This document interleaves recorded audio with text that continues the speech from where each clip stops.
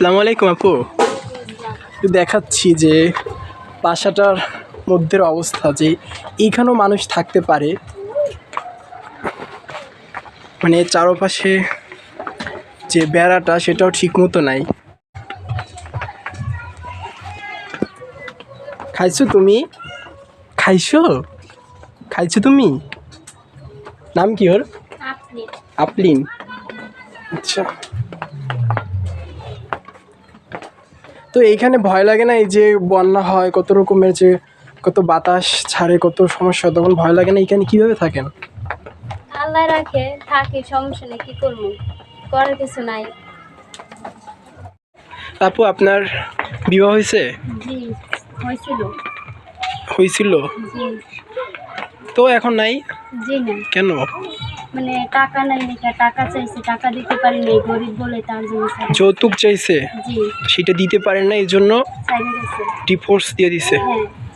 তো আপনি আইন কোনো ব্যবস্থা নেন নাই? যৌতুকের তো অনেক ধরনের আইনি ব্যবস্থা আছে, তো আপনি সেই ব্যবস্থা নিতেন।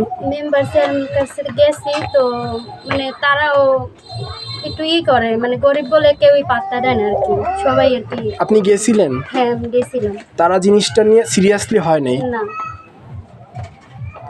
দেখুন, যে আপুটার গরিব বলে আজকে যৌতুক দিতে পারে না, এই জন্য তার হাজব্যান্ড তাকে ডিভোর্স দিয়ে দিছে। আচ্ছা, ও কি করতো? মানে মোটরসাইকেল চালাইতো। মোটরসাইকেল চালাইতো? আর ভালো ছিল না, নেশা পানি করতো, মারতো, ধরতো টাকার জন্য। আপুটারে টাকার জন্য মারতো, অত্যাচার করতো। যে কুকুর বিড়াল কত রকমের তো সমস্যা হয়, হয় না? ফেস করে না? হয়, ওই বাবা আছে, ভয় করে না তার জন্য। বাবা আছে এই জন্য ভয় করে না? আপুর বাবা আছে এই জন্য আপুর ভয় করে না? তো আন্টির কাছে যাই। আন্টি, কি রান্না হচ্ছে? কলা? আমি খাবো, আমাকে দিবেন? ভাত খেয়ে যাব, খাইনি কিছু। খাইবেন? মন দিয়ে বলছেন? মন দিয়ে বলেন নাই তো? রাগ হইতেছেন তো? কি রাগ হইতেছে?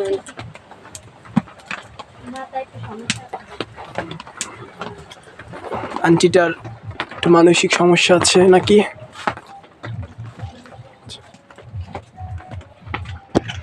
তো আপু, এই যে এমন হয়েছে একটা, আপনার সাথে একটা এমন সিচুয়েশন হয়েছে, তো সেটা তো এই অসহায়ত্বের জন্য হয়েছে। তো আপনার জীবন সম্পর্কে যদি কিছু বলতেন, আপনার অভিজ্ঞতা সম্পর্কে, আপনি আপনার মতন যেই মেয়েরা এরকম ফেস করতেছে, তো আপনি কি বলতে চান তাদের সম্পর্কে? আমার মতো যে মেয়েরা, একটু জোরে বলতেন। তো বলেন আপু, যে কি বলবেন তাদের সম্পর্কে, যে আপনার মতো যারা আছে তাদের সম্পর্কে আপনি কি বলতে চান? আমার মতো যারা আছে তারা যেন এরকম সিচুয়েশনে না পড়ে। তো আমি মেম্বার চেয়ারম্যানের কাছে গেছি, আমি কোনো বিচার পাই নাই, আইনের কাছে আমি মানে পরাজিত হয়েছি।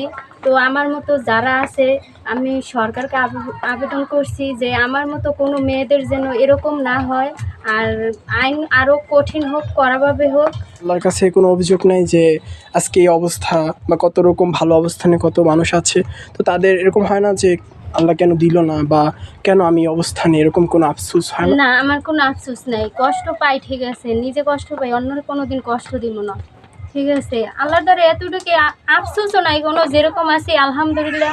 আর আমি আমার মতো কষ্ট যেন আর কারো না হয়, এটা আমি চাই। ফুটের চোখে পানি চলে আসছে। তো আপু, একদিন দোয়া করেন আপনার এই ভাইটা যেন একদিন, আপনার ভাইটাকে আল্লাহ এখনও সেই সামর্থ্য দেয় নাই আপনাদের পাশে দাঁড়ানোর মতো। তো আমার জন্য দোয়া করবেন, আমি যেন একদিন অনেক বড় হইতে পারি, ভাইয়ের মতো যেন সাপোর্ট করতে পারি আপনাদের। আমার জন্য দোয়া করেন, আমি যেন একদিন বড় হইতে পারি। আচ্ছা, আমি দোয়া করি সবাই বড় হবে। আমি আপনার জন্য দোয়া করি। তো ভালো থাকবেন আপু।